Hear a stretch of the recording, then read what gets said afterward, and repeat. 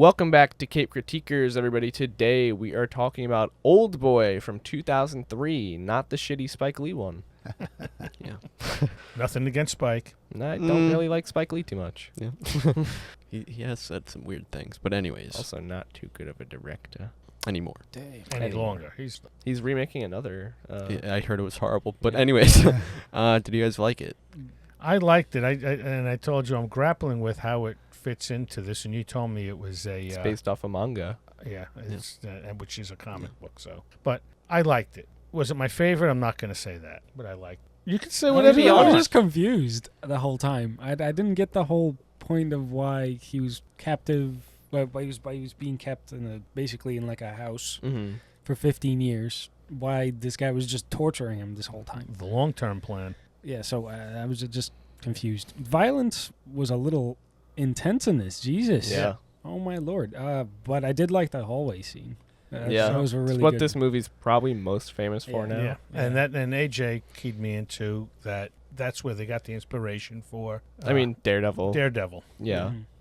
Tons of other things too. Just like endless copies of that scene. I know this movie got rave reviews. I checked out the reviews. They were calling it the director's masterpiece. It was a 2-hour fucking root canal for me. Okay. It really was. It was. What made it painful was I didn't really give a fuck about any one of the characters. Like, I could give a shit if they lived, died. None of them did I connect to. At points, when I'm an action guy, and like you just said, the Daredevil scene, the Punisher in the jail going down there, it bordered on ridiculous at some point. Either it just lasted too long or it was just not believable enough that somebody could survive this. Without having superpower. Yeah, and like I said, story-wise, it didn't connect with me. I not that I found myself confused. I just found myself like, what the fuck? Yeah. On that note, that was my one problem with the movie. You didn't know enough about the character prior to him being put into this. He was a drunk. He was in the police station being an asshole. Yeah, but was he an alcoholic his whole life? Did he go to an office party and just the first time? I feel like so I have to completely disagree. And it's actually like one of the greatest feats of filmmaking. Like how that short of a time they completely established his character. Yeah. There's so many moments, like what you just said, we don't know if it is a thing or not, where it was just a party. We do because of like how the police are treating him and how the friend is like covering for him. Oh, he's not usually like this. Yeah. He fucking obviously is.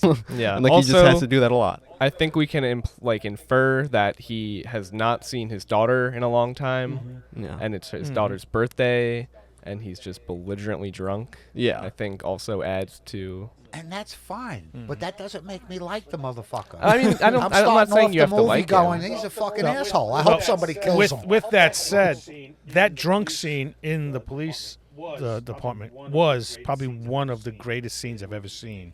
Really? Of like someone being drunk or just in general? Of somebody being drunk and just playing that whole thing the whole way through. The whole timeline that they did, because we're obviously there for several hours. On the floor rolling with that, his shirt on, the whole bit. I just found that so amusing. I went back and watched it again, that one scene. So I really like that one scene. I also really like when he's saying like his name, Otosu, and he's saying how it means like quietly get through the day, but he was like, why can't I just get through this day? And then that kind of just transitions you into like he just can't get through any day for the next fucking 15 plus years. And in my head I was going, because you're a fucking asshole. Yeah, I mean, I don't think you're supposed to like him. But then what carries me through the rest of the 2 hours? Am I hoping he succeeds To in figure killing out everybody? why he's been put in this place. I didn't give a shit. Yeah. He was an asshole. I figured somebody must have said, grab that fucking asshole. Yeah. No one's going to miss him, But that's, like I said, the reviews on it, because it was like, 2003 or something? Yeah. The reviews on it from all around, I mean, the BBC or whoever were, masterpiece and just cinematic. I'll have to agree. I didn't like this movie either the first time I saw it, but like rewatching it for this podcast, I watched it twice. Right. Yesterday, the dub, and I just got it. It finally clicked. So maybe just I had watched this revisit a while it at some ago point. for the See, I want to time. go back and watch the dubbed version now. I'm probably going to rewatch it. Because reading it and the whole bit, you lose some stuff. Yeah. But the acting dub isn't in it, too bad. The acting in it was actually pretty damn good. Yeah. Yeah. So the night that we had watched it, this is like a week or two ago. I fell asleep immediately. Well, not that. But the director of this movie, it was like announced that night that he got kicked out of the Writers Guild because he was writing during the strike. Yeah. He was writing a Really? TV show during the strike. That fucking Sympathizer, the shitty RDJ show. So Yeah. the first 20 minutes of the movie are absolutely perfect. They managed to condense him being shown as a drunk slob who threw his life away, the range of emotions at being kidnapped, his acceptance of life in prison, his plan to break free and get vengeance, and his surprising release and first interaction with someone for the first time in 15 years, all within 20 minutes. Yeah. I'd say the amount of information that you're given in such a short period of time is impressive in the way that none of it feels wasted. Like, none of it feels like we could be doing this for 40 minutes. It's all just right there. In the remake, he gets out at the hour mark. Yeah. Also, Josh Brolin. Yeah. Yeah. That roof scene was actually pretty well done. It's also he's one talking of to- my favorite jokes in the movie.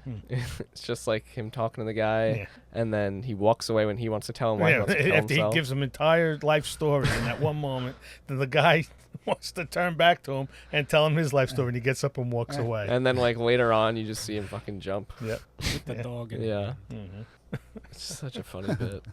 I wasn't entertained. Hey, that's fair. I mean, It's a lot to take in. And it's There's not no just doubt. this. No, Yeah. it's not just this movie. I'm like this with TV series or any. If you don't give me at least one fucking character I can connect to, I don't give a shit what anybody says that could be the greatest writing in the world.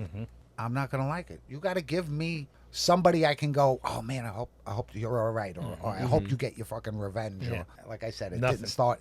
Gave me a ton of information. I didn't give a shit. Yeah. I was hoping I somebody was gonna. I didn't expect you to like this one. I was just and I like action, but like I said, there were some scenes that kind of were like that. The hallway scene was just like it was just long enough for it to become ridiculous. That's where I'm surprised, actually, that you didn't like that.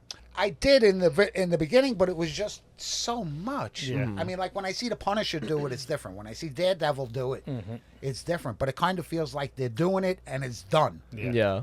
That one just kept. It was like somebody in the back of the room going, "No, add another 2 more guys. Oh, Yeah. no, send in another 3 guys." I mean, When for the me, Elevator. Yeah, when the elevator a door bit opened, I was like, not again. Yeah. But then they played that well because then you just saw the other side of it. yeah. You know? For me, I think I'm more drawn to like the technical side of the cinematics, where Right. it's like this was all shot in one continuous take, right. and I don't know. I guess I'm just maybe more impressed by that type of stuff than maybe other people. So No, like I that said, definitely stands out to me as I'm you know. I'm on the outside looking in because again, the reviews of this were they didn't say it was a shitty movie or it was Yeah. a boring movie. It was a masterpiece, and I'm still trying to figure out Yeah. where. I thought the art house style is great. Even the one-off of like an arrow showing where he's going to hit the person with the hammer. There's also just a lot of great shots, like when the villain is in the gas mask caressing Odesu. Yeah. Yeah. And then his like lackey just looks at the camera. I feel like that's something straight out of a comic, like the comic or manga. Yeah. Um, Even like the one shot of the hammer, I feel like I could Yeah. see that being a panel as well. Yeah. Also, just the use of greens and purples, just Yeah. villainous colors, I guess. Yeah. He's kind of in red a lot. This is one of the only revenge stories I can think of where the villain's plan is still going on during the revenge part, and I think that's what really sets it apart from other revenge stories. Yeah. He never really gets his revenge. Yeah. I'd say the villain won completely. Yeah. So And- the villain sort of does himself in anyway. But I mean, because- that's what he wanted. Yeah. What else do I have to live for? Yeah. I know. I said the same thing on the way over. I'm like, you go through all of this fucking shit, even to why was it necessary for him to cut his tongue out? Yeah. Yeah, That was but just. Because you know. he talks too much. That's what the but- villain said. Oh, Yeah. please. Oh my God. I mean, that's where I said where it was. See, There's violence that Yeah. means something, and then there's Yeah. violence that just becomes well, ridiculous. with to that me. said, though, and it's a cultural thing too It that we is. don't understand. 100%. I think So- that's a good point. Yeah. I also think I just do disagree off the bat, though. Like with the violence becoming ridiculous at that point, just because like it is the linchpin that makes the villain decide not to tell his daughter. He's like, because like I know. it also is the thing where it's like the way that this guy was fucked up for the rest of his life. Like now, Odesu has that for the rest of his life. It's a lose-lose situation. Either his daughter is going to know, or he has to live basically mutilated for the rest of his life. Still didn't do it any because I wasn't wishing good for the man. Yeah. I wasn't looking to protect this guy. I was. And honestly, I don't think you have any reason to, aside from like His daughter's innocent. yeah. And they were both brainwashed or something, or hypnotized. Pretty much brainwashed. But Yeah. you're 100% right. Culturally, Yeah. for some reason, the Asian market, when they make these movies, Hidden Tiger, Yeah. Crashing Titan. they do this, like, I don't know, as if they're taking something from Shakespeare, where they're giving you this great story that's going to end in a tragedy. Yeah. So even the heroes, at the end of that one, the hero was poisoned or whatever. Yeah. And you say to yourself, he just kicked the shit out of 8 million fucking people through the whole movie, and now you're going to let him die. And in this, it was kind of like the same thing. Like you said, the guy gets in the elevator, and he had nothing else to live for. Yeah. So instead of just nothing else to live for and disappearing, no, he's got to pop himself in the head. But he also did have a love affair with his sister. Yeah, it's know. because he built his whole life on pretending like that's a correct thing. Okay, so can someone explain to me what the plot is? Like, not plot is, but why this guy was like this whole revenge thing. So he witnessed the villain basically have sex with his sister, And his then- own sister. And then Okay. told people at school. And or then he- yeah. whatever they were at. Okay. He Yeah. told people the rumor. Well, it's not even a rumor, like it actually happened. Right. And then his sister killed herself in front of him, Mm, in front of the villain. Yeah, she fell I see. And off the cliff. Or since whatever. that moment, he was like enacting revenge on Odesu because of that. But waited all these years Also, to do it. when he kidnaps him, he basically like erases his memories. Mhm. So instead of just like being able to kind of backlog to like who it is, Yeah. Wasn't You that? gotta- No, he just said that he forgot. It was I'm just like pretty such sure a he forgettable said, thing to why him. would you? No, because at one point he was like, and to like lock me away and make me forget it. But then he responds that the villain responds that it wasn't that I hypnotized you to forget it. It was just that it was so forgettable to you. Yeah. Because I mean, like even just thinking about it, That like it wasn't was just like important such to a him. one-off. Yeah, exactly. thing It was to him. just like to think of something that happened in school when you were younger, this and that. Until somebody reminds you of it, you might not remember that. And remember, like he moved away, so like Yeah. he probably wouldn't have even known that the sister That the killed whole himself. thing, and the Yeah. thing got so big. Exactly. Mm. I mean, and I thought that they played that well through the movie with the segments of going back in time and seeing these little pieces, and you're like, Yeah. wait, this I love isn't the right. scene where he's chasing his younger self. Like that's such like a great visual interpretation of like chasing a fleeting memory. I really love that. Yeah, the cinematography in this movie was actually pretty good, and I liked the way that they even some of the city scenes and such like that, the way they ran. I've never seen anything else from this director, but from what I have seen on like the reviews and stuff, that's just like nothing he's done really. I think he has like a Vengeance trilogy that's supposed to be like similar to this. Now, during honest, those good. 15 years, did he use him to do other crimes or kill other people? I think that was just like what he thought he must have had been doing. But like, no, It he didn't- just you- fucking hated him. Yeah, because I knew that he mentioned something that crimes that he had done, but he Well, might that have was put just- these memories in his yeah. head. I think that was just him guessing. Got you, because then they framed him like he killed his wife, and they really did kill his wife. Yeah. You know, and then his daughter was wherever she was, and then Yeah, comes no, out that's as- that's just him trying to cycle back of like what, Mm-hmm. like why he could possibly be captive. Yeah. I love the ambiguous ending, whether he knows or not, and if it might end up happening again. This time they just don't have a way to know that it's incest, I guess. Yeah, the ending does kind of crush me always, and I think I was maybe a bit too young the first time I had watched this, and it never really set into me like exactly what the weight of everything that was happening was. But like this go around, it definitely hit me like, wow, this guy's just gotta. You don't know if he knows or not, because like it is kind of funny to think like maybe the hypnotizing just didn't work at this point. Yeah. Maybe he's just become immune to it after so many years of being hypnotized. Like Batman has like the mental fortitude to fucking not be hypnotized, I guess, at this point. So Yeah. But it's a funny thing to kind think. of wanted it. He did want Yeah. it. I mean, he, Yeah. I guess, requested her to meet him. Yeah, but it Which is. I guess would help there. Just how hypnotism works. If you wanted it, just works better. Yeah, but I don't know. It's an interesting thing to wonder if he really is hypnotized at the end, whether or not he knows that's his daughter. Because I don't know, just that shot of him smiling, doing that same Yeah, it was creepy weird. smile. Yeah, that was creepy. You can't really gauge what he's feeling. Onto the acting, I thought being able to go from a drunken idiot to broken animal was incredible. I also love the villains, just like his snickering and just his facial expressions are just like so smug. Yeah, Just love how he played especially the in villain. his penthouse. Just all the focus on him in that. He's fucking devious. And he had his hair done and everything, and he almost looked like a mobster. Yeah. Fucking just like with the laser pointer and just him snickering. It's just like it's fucking funny. Yeah. So that at the end of that whole thing, that thing doesn't even control the heart. It's just a laser pointer. Exactly. It's such like a funny twist. Well, it also did the speakers. It turned on the music, or not the music, the AV. I thought the use of memory in this movie was interesting, especially the inclusion of hypnotism and how one careless memory turns into something you are getting hypnotized to forget. I think Uncle Nicky wants to be hypnotized to forget this movie. Yeah, like I said, I usually like violent movies, Asian gangs, and movies like that. I don't know what threw me off. Like I said, probably the first 10 minutes of it, I didn't like it. Yeah, I honestly wasn't expecting you to like it too much. I thought that you would have kind of enjoyed the action a bit more, but this is why we do the podcast, you know, to kind of get everyone's opinions on everything. I'm not ragging on the movie. It's just my feeling toward it. Yeah. I thought him eating the octopus was great. Oh, The fact that he wants to eat something alive. But there's something in me that he really ate something live for this. I don't think. Oh, yeah. that's Yeah, fake. I mean that's just I think he really ate that a live. Korean thing. Yeah. Yeah. Just like temporarily satiating the anger and want of vengeance. I also love the detail of women can't be sushi chefs because they have warm hands. Yeah. Like that's just like such an interesting little detail to add into it. And then she is, I guess, anyway, and she is this huge big chef because she was on TV and whatnot. Yeah. So. Just him fucking just like perfectly recalling Yeah. that she was on that. That is another thing that I love is like his entire knowledge base is just based on fucking 15 years worth of TV. Yeah.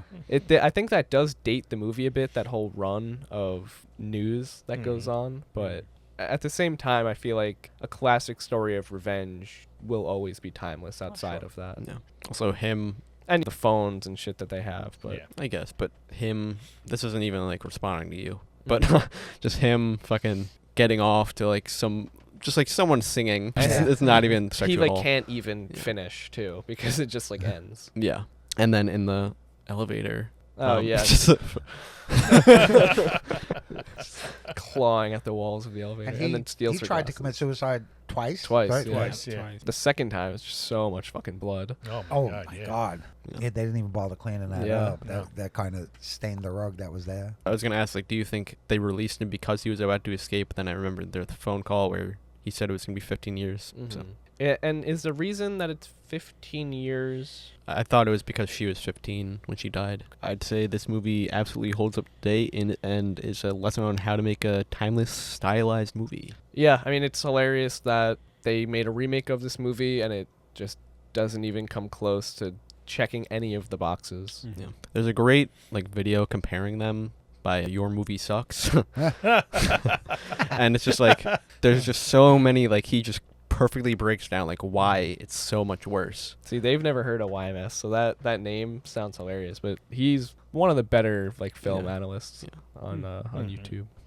And it's like based off, if you've ever heard of Roger Ebert, like that's his Right. whole thing. Right. Yep. I thought the score is great. It's like an opera whenever it shows action. I just really like how it played. Even like the music is like weird during the fight in the hallway, but like I'd say it just works over time. Yeah, It's I guess just very to simple too. piggyback off that, I do like the use of they have that like weird, almost like Squid Gamey type of music going on, like when he's put to sleep, and then to have that be his ringtone is such like a funny fuck you from the villain. Well, it also just like works as It's a part of the hypnotism. hypnotism. Yeah. I feel like if we really wanted to, we could like dig deeper into this one because like it is one of those types of movies. But I don't know. I feel like we kind of hit the points that I wanted to hit. What was your favorite? I definitely would have to highlight the hallway fight scene just because of how influential it's become, and it's become like the. Have you ever seen Akira, the animated? Yeah. It's like the bike slide in that Yeah. movie has been now replicated countless times as well. sure. It's become one of those where you see that and it's like, oh, that's the Akira slide. Oh, that's the Oldboy hallway fight. That's the hallway fight scene. And I just think it's kind of like hilarious that so many Marvel projects have adapted. Like that's kind of become the Daredevil fight scene now. Yeah. Like it's just evolved into that. Yeah. But even like what Nikki said, even the Punisher in the jail scene, Yeah, same yeah. thing there as I well. was thinking that Yeah. the defenders in the office. Mhm. Exactly. You know, yeah. yeah. That's. I mean, they use that scene Mm-hmm. over and And over over again, again. just Yeah. in the Defenders saga Mhm. on Netflix so many times. Yeah. New York City's got a lot of hallways. Apparently, a lot of Oh, yeah. alleys and hallways. I'm going to still stick with my favorite scene being that opening drunk scene that I just thought was At the just police fantastic. Mhm. That the time lapse of that was just amazing. And even when he tries to pull himself together with no shirt on, all disheveled, and his lawyer friend or whatever who's there with him trying to help him out, I thought that was just a great scene. But I am going to go to that lovemaking scene. Mm-hmm. Like, holy crap, it was like borderline pornography. But they did it so well that Yeah. she just wanted, again, a cultural thing. Am I doing what I should be doing? Yeah. Because it was obvious she didn't have too much, or if any, practice at this. Yeah. She just wanted to make her man happy, and I guess that she was hypnotized that that's what she was supposed to do. And also just like another thing where like I guess the villain is just like leaving it behind, I guess, that like him hypnotizing them Yeah. to love each other completely fucks up his whole theory.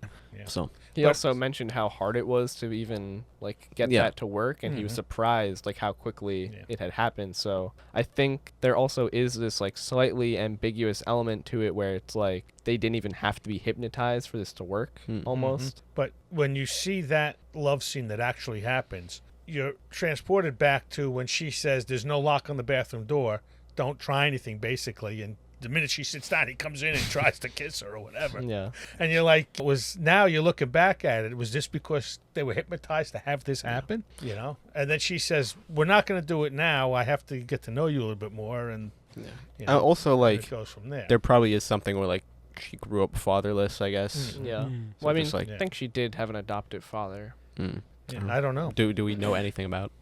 I want to say when she like goes to try and find the daughter's new address, and I think the woman mentions that her parents are some kind of well-off like doctors or something. I didn't pick that up again. One thing I actually wanted to add about like the Daredevil, like the hallway fight scene stuff is like Daredevil even evolved upon that, and like you get the stairwell fight scene like with just like the red lighting, and then even the prison break fight scene, which is all kind of shot in It's a one one-shot continuous episode, yeah. Yeah.